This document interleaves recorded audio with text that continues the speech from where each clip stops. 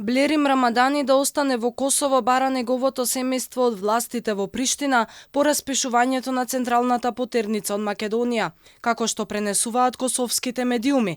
Неговото семејство е среќно што поранешниот член на УЧК бил дома во Урошевац, а неговиот адвокат пак бара судењето да се случи во Косово и дури е убеден дека ако имало судење таму ќе бил прогласен за невин. Додека се чека како ќе постапи Косовското министерство за правда, во Македонија продолжуваат партиските препукувања за тоа кој е крив што избега Рамадани. Власта ја лоцира одговорноста во судскиот систем, односно во судијата Пајазит Пајазити, кој го смести Рамадани во куќен притвор. Станува збор за истиот судија која прифати спогодбата со која екс-обвинителот Иџет Мемети, кој иако призна дека бил дел од коруптивна мрежа, доби само условна казна и останува на слобода. Пајазит Пајазити, судија близок до ДУИ и СДС, го пушти Блерим Рамадани во куќен притвор за лесно да избега.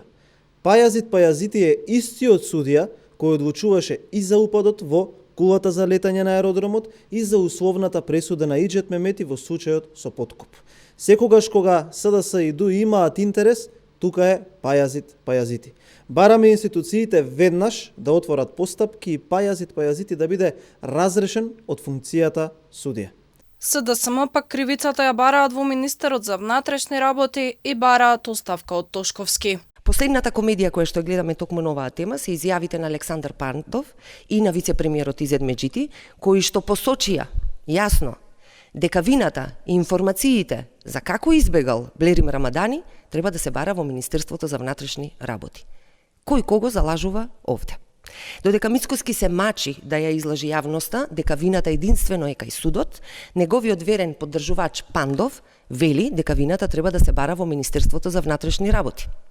Мицкоски по повеќе скандали се уште го штити Тошковски. Во меѓувреме, Судскиот совет вчера донесе одлука за формирање посебна комисија која ќе треба да ја констатира фактичката состојба во однос на одлуките од Основниот кривичен суд, донесени непосредно пред бегството на Рамадани.